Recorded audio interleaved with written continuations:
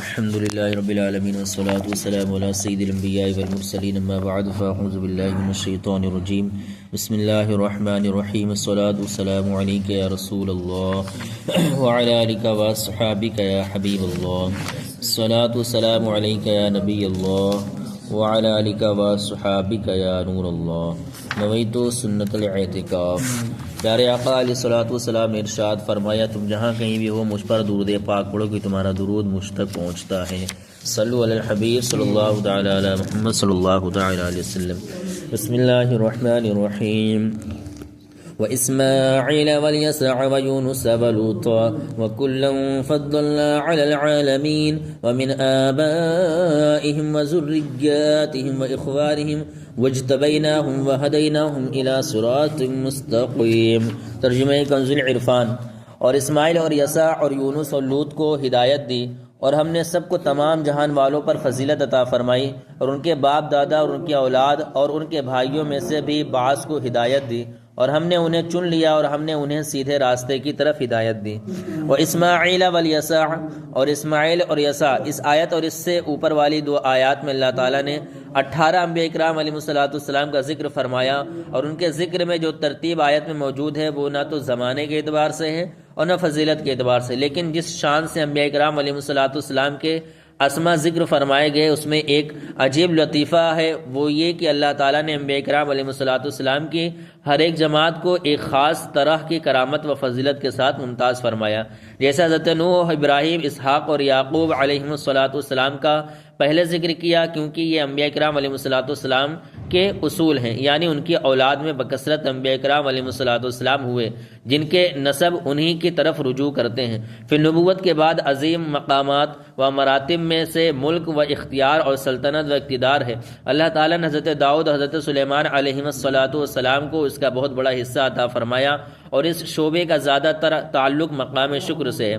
پھر اس کے بعد حضرت ایوب علیہ السلام کا تذکرہ ہے، کیونکہ مراتب رفیعہ یعنی بلند مراتب میں سے مصیبت و بلا پر صابر رہنا بھی ہے، اور اللہ تعالیٰ نے حضرت ایوب علیہ السلام کو اس مرتبے کے ساتھ ممتاز فرمایا۔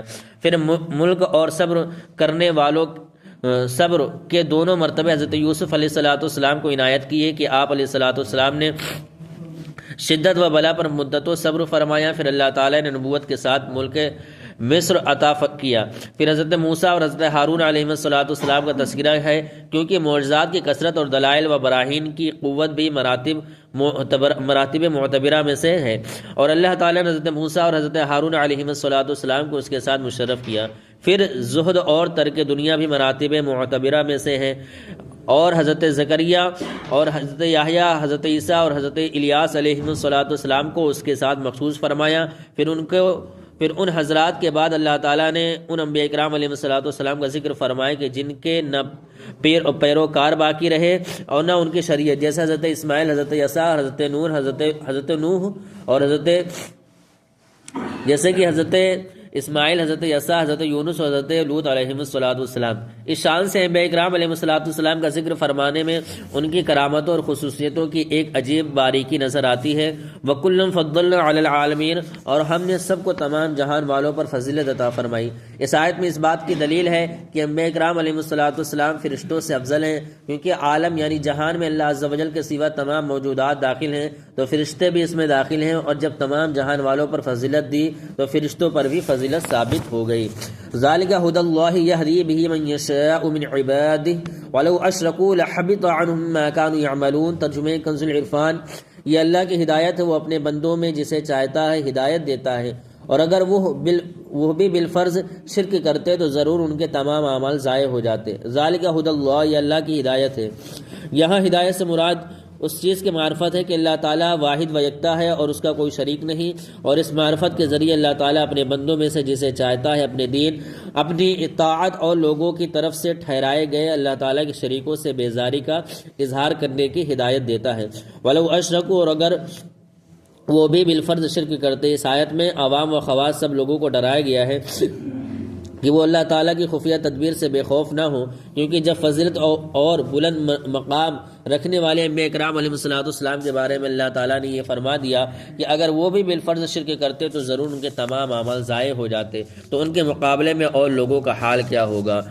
اولئک الذین آتیناہم الکتاب والحکم والنبوۃ فإن يكفر بها هؤلاء فقد وكلنا بها قوما ليسوا بها بكافرين۔ ترجمہ کنز العرفان۔ یہی وہ ہستیاں ہیں جنہیں ہم نے کتاب اور حکمت اور نبوت عطا کی، تو اگر کفار ان چیزوں کا انکار کرتے ہیں تو ہم نے اس کے لیے ایک ایسی قوم مقرر کر رکھی ہے جو ان چیزوں کا انکار کرنے والی نہیں۔ اولئک کا یہی وہ ہستیاں ہیں۔ ارشاد فرمائے کہ جن انبیاء کرام علیہ السلام کا ذکر کیا گیا، یہی وہ ہستیاں ہیں جنہیں ہم نے کتاب، حکمت اور نبوت عطا کی ہے۔ تو اگر یہ کفار مکہ کتاب، حکمت اور نبوت کا انکار کرتے ہیں تو ہم نے ان تمام چیزوں کے حقوق ادا کرنے کے لیے ایسی قوم مقرر کر رکھی ہے جو ان چیزوں کا انکار کرنے والی نہیں۔ اس قوم سے یا انصار مراد ہیں، یا مہاجرین، یا تمام صحابہ کرام علیہم رضوان، یا تاجدار رسالت صلی اللہ تعالیٰ علیہ وسلم پر ایمان لانے والے وہ تمام مسلمان جنہیں اللہ تعالیٰ خدمت دین کی توفیق بخشے، جیسے مبلغین، علماء، اولیاء، سلاطین وغیرہ۔ اس آیت میں دلیل ہے کہ اللہ تعالیٰ اپنے نبی صلی اللہ تعالیٰ علیہ وآلہ وسلم کی نصرت فرمائے گا اور آپ صلی اللہ تعالیٰ علیہ وآلہ وسلم کے دین کو قوت دے گا اور اس کو تمام ادیان پر غالب کرے گا۔ چنانچہ ایسا ہی ہوا اور یہ غیبی خبر واقع ہو گئی۔ اولئک الذین ھدی اللہ فبہداہ مقتدہ قل لا اسألکم علیہ اجرا ان هو الا ذکری للعالمین۔ ترجمہ کنز العرفان۔ یہی وہ مقدس ہستیاں ہیں جنہیں اللہ عز و جل نے ہدایت کی، تو تم ان کی ہدایت کی پیروی کرو۔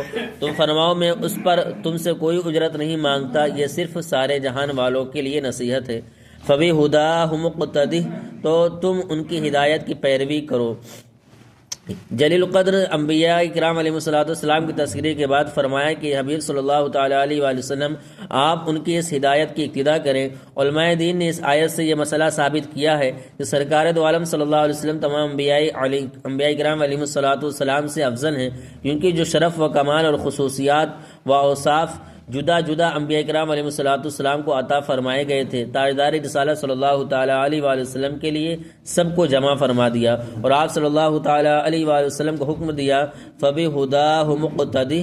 تو جب آپ صلی اللہ تعالیٰ علیہ وآلہ وسلم تمام انبیاء کرام علیہ السلام کے اوصاف کمالیہ کے جامع ہیں تو بے شک سب سے افضل ہوئے۔ ذکر للعالمین، سارے جہان والوں کے لیے نصیحت۔ اس آیت سے ثابت ہوا کہ ہمارے آقا و مولا صلی اللہ تعالیٰ علیہ وسلم تمام مخلوق کی طرف مبعوث ہیں اور آپ صلی اللہ تعالیٰ علیہ وآلہ وسلم کی دعوت تمام مخلوق کو عام ہے اور کل جہان آپ صلی اللہ تعالیٰ علیہ وسلم کی امت ہے۔ صلو علی الحبیب صلی اللہ تعالیٰ علی محمد صلی اللہ علیہ وسلم۔